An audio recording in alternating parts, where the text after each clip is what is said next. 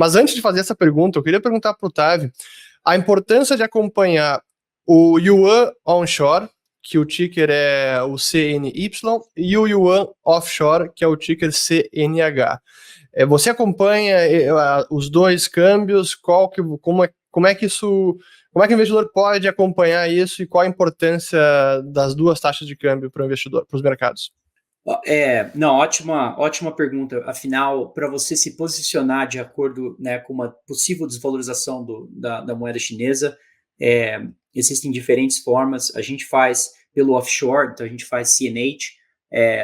Existem alguns instrumentos que você pode fazer, até mesmo ETFs aqui nos Estados Unidos, mas é impressionante a dificuldade de você comprar e vender yuan, principalmente como forma de especulação.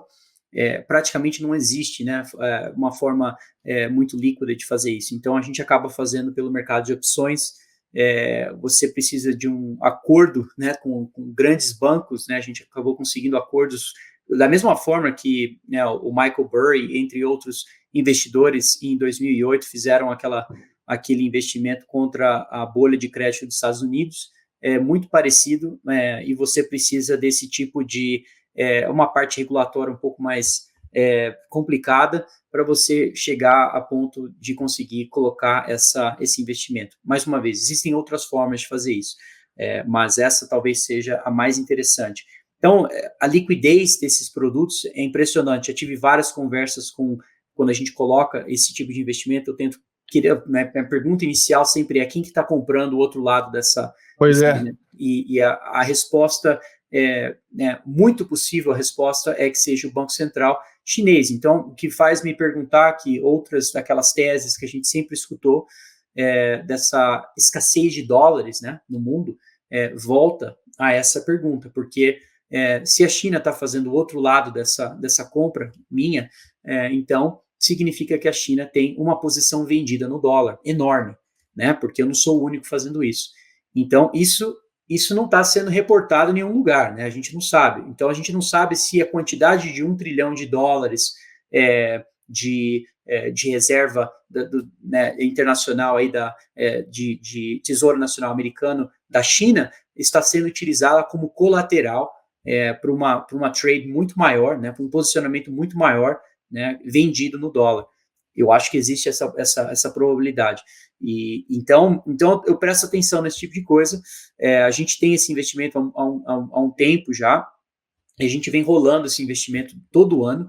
Afinal, como eu disse antes, a China sempre volta à história, né? Sempre a história mas a história principal acaba se tornando a China a cada 2 anos. Então, o Heraldo falou uma coisa muito importante sobre essa situação de confiar nos números chineses, né? Essa situação eu venho escutando muitas pessoas falando, a Alibaba está muito barato, né? E é óbvio que para você tomar essa decisão, né, de achar que uma empresa como essa esteja barata, você está também confiando nos números. E a gente sabe que E na auditoria, na contabilidade e na auditoria. A auditoria é uma grande questão, né? E ninguém responde essa pergunta, né? Como que você acaba confiando nesses números? Por sinal, não estou querendo falar nada negativo sobre a empresa que o Heraldo estava falando, eu realmente não conheço a empresa e eu não sei se esse seja o caso. Estou comentando como empresas maiores, Mega, por exemplo, Alibaba. E outro ponto que ele colocou que é muito importante são sobre as ADRs, né? O que você está comprando, né? Você está comprando uma participação no negócio ou você está comprando uma participação em nada, né? Eu acho que tem essa outra pergunta e o número de pensões colocando alocação nesse tipo de ativo que é impressionante aqui nos Estados Unidos. Então... Recorde de inflow, cara, em agosto. 4% de aumento nos fundos de renda fixa da Ásia. Que absurdo, 60% dos fundos são China. Às vezes eu me pergunto se quem escolhe esses fundos só olha para o yield ou se chega sequer a abrir ali e ver o que tem no fundo, porque assim, faz a gente questionar, né? Quem é que vai querer emprestar dinheiro de pensão e etc. para empresas que estão aí no noticiário dando calote. Uhum. Mas às vezes esse é o sinal, né, de que está no fim da festa e alguém vai entrar para pagar a conta. Então, talvez. E como o Fernando falou, esse é um ponto importante.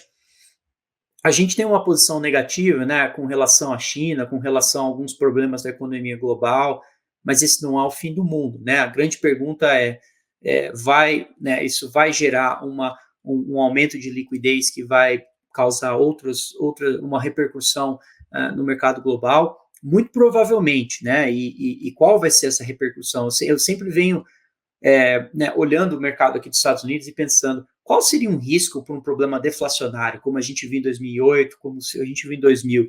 Tem que ser um risco exógeno, né? Tem que ser um risco fora daqui, tem que ser um risco, talvez um problema geopolítico, um problema econômico, mas principalmente ligado a um desequilíbrio de crédito.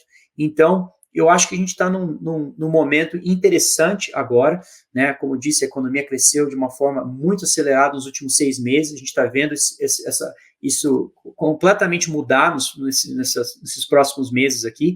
Então, qual vai ser esse impacto junto com a diminuição de estímulo monetário dos Estados Unidos? Qual vai ser o impacto disso? Né? Eles vão ter que reverter essa ideia de diminuir o estímulo monetário. Bom, não foi a primeira vez que a gente viu isso, né, em outros períodos da história que, na verdade, antecederam um problema deflacionário aqui nos Estados Unidos. Eu não estou querendo colocar um debate inflacionário e deflacionário, mas, na verdade, é mais um debate de valoração de ativos de risco, né, com relação ao que está acontecendo na economia global. Onde que está o furo, né? Se o furo vai ser inflacionário ou deflacionário, né, cara? Acho que é isso aí mesmo. E aí, pessoal, estou bem na área. Gostaram desse corte do almoço grátis? Bom, para ficar ligado em todos os episódios do programa, faça a sua inscrição no canal da Liberta Investimentos aqui no YouTube. Assim você vai ser notificado sempre que houver um episódio novo, além de ficar por dentro de todos os conteúdos sobre o mercado financeiro que nós publicamos lá. Lembre-se, o conhecimento liberta.